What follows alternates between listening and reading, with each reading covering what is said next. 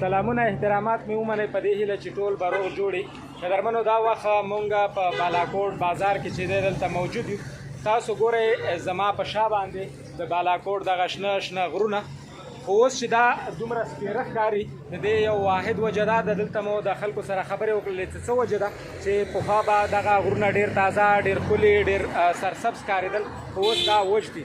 هغوی راته وویل چې یاره سکل چې دي د ورښت اندازه لږه کمه شوې ده، یعنې ورښت لږ کم شوی دی. د هغې په وجه باندې چې دی دغلته دا ځنګلونه مونږ په لار کې هم ولیدل چې په هغه ځینو کې به پخوا چې په لښتیو کې په ویالو کې د غره نه راکوزې اوبه راتلې، اوس هغه اوبه سکل نه وې. نو دلته چې دی سکل یو څه ګرمي هم شته. پخوا به دغه ځای کې ګرمي چې وه لږه کمه وه، نو یخني به سړي محسوسوله په همدې جون جولای کې، ځکه چې د دې نه مخکې هم موږ دغه ځایونو ته 3 ځلې راغلي یو. دا مو 4م ځل دی چې دغه ځای ته راځو.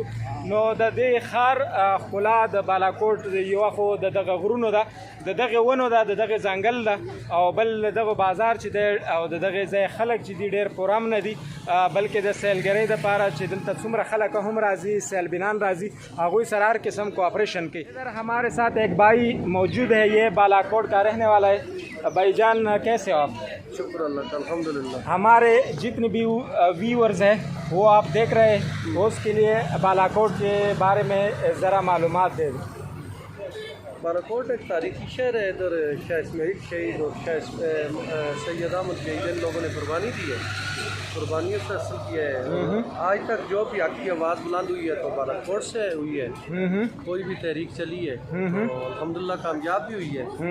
اور یہ جو پورا ہزارہ ہے اس کو یہ بالاکوٹ سمیت یہ اسلام کا گڑھ سمجھے، یہ اسلام کا گڑھ بولا جاتا ہے اس کو. دوسرا یہ وادی کاغان کا دروازہ ہے، ٹھیک ہے.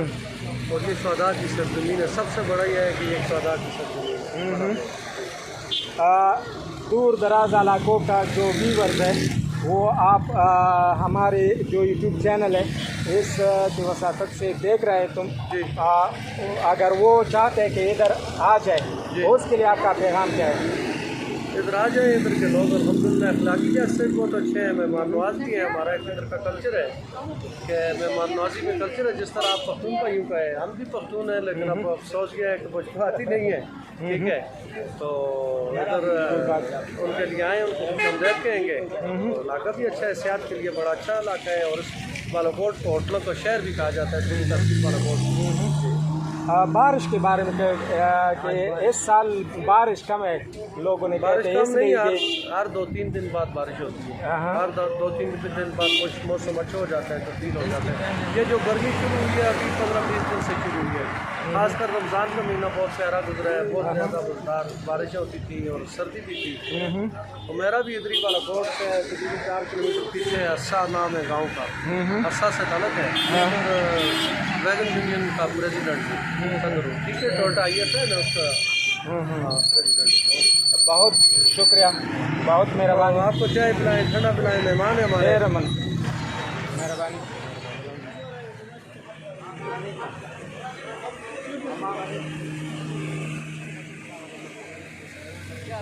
دا راته ووایي چې تاسو خپله د دغې ځای که نه بل ځای نه راغلي؟ موږ باجوړ نه راغلي دلته کاروبار. د باجوړي. نو دلته چې دی د دغې ځای آبادي څومره ده تقریبا؟ معلومات به وي درته؟ دغه معلومات راته نشته، ډېره آبادي ده. نو دلته چې دي ذاتي پښتانه هم اوسېږي که نه؟ یاره دلته ډېر د باجوړ کسان دي، ورته ذاتي ځای نه غسې دي اوسېږي. څومره وخت کېږي چې دلته کاروبار کوئ؟ یاره زه 2013 کې راغلی یم. 2013 کې راغلی دلته کاروبار کې. څه کاروبار کوئ؟ مثلا دا ریړۍ ویړۍ لګوي، ټماټر جیمې کې دانې مانې. څومره سیلبینان چې دي د نورو سیمو نه چې کوم سیلګري راځي، د دې خلکو رویه هغوی سره څنګه ده؟ یاره ډېره ښایسته دغه روانه ده، ډېر ټورسټ هم راځي، سیلانه راځي، ښایسته تربیت روان دی.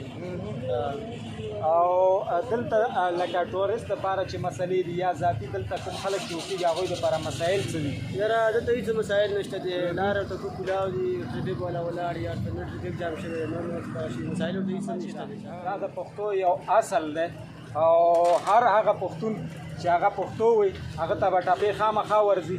داسې یو څو ټاپې چې څومره زمونږ ته پکې وکړم څو بالکل په خپل اواز سره ته راته نه راځي ورکې ګټه فیت هم نشم ګوره مه کوه که نه ځان ته پښتون وایې نو بیا به ټاپې کوې نه ټاپې به کوې او مسافر تلی درجه ګڼ شوما هیله من نشي زه سلګو نیولې وما او زما دې څو کړې چې لارې او په ځان دې بند کړه د سرکو شونډو سرونه ډېر ښه ډېره مننه ډېره مننه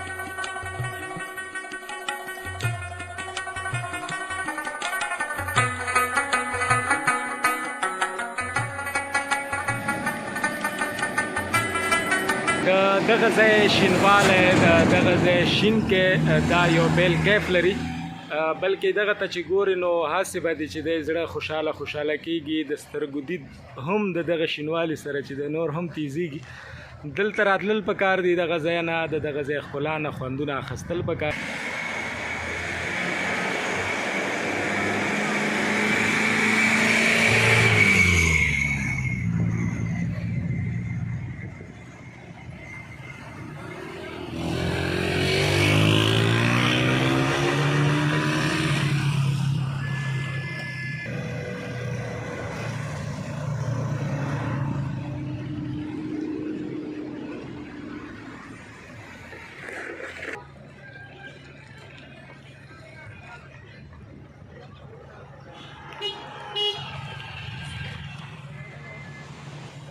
چې وایي افشار دی کوم چې د پاسه غرونو نه یخې اوبه را روانې دي دلته دا اوبه ډېرې زیاتې ټنډه دي ډېرې زیاتې یخې دي دا د واورې او چینو اوبه دي نو تاسو کتلی شئ دلته اکثر د فیملي راځي ماشومان او ځوانان کوم چې چکر ته راغلي د دې اوبو نه د دې په اوبو په منځ کې په دې کټونو کې په دې کرسیانو کې کښېني ګرمې پکوړو سره ګرمې چایو نه خوندونه اخلي او همدارنګه په دغه لاندې هوټلونو کې د دغې ځای دپاره آډرونه ورکوي د ټیکلو نو د دغه اوبو نه خوند اخلي مخکې ځو تاسو ته نظارې ښایي دا ځای ډېر زیات ښکلی دی ډېر ښایسته دی دلته چې دی تاسو راشئ دې ځای ته وایي کې وایي ابشار نو دا د کې وایي ابشار دی دا اوبو خوندونه دي د اوبو دغه شور د اوبو دغه ځواک دا یو بیل ترنم یو بیل میوزیک وړاندې کوي د دې نه به هم خوند اخلو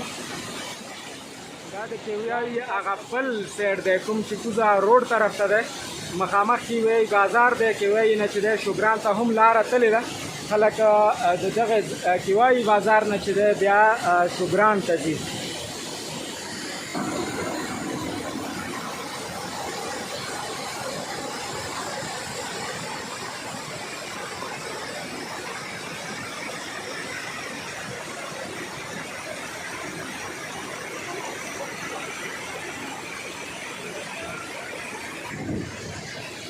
نو ورځو ښکته دغلته د نورو سیالبینانو ویډیوګانې هم تاسو ته ښیم شارټ کلیپس دي د دې نه خوند واخلئ دا کې وایي ابشار دی نو دلته خلک چې دي د اوبو نه خوند اخلي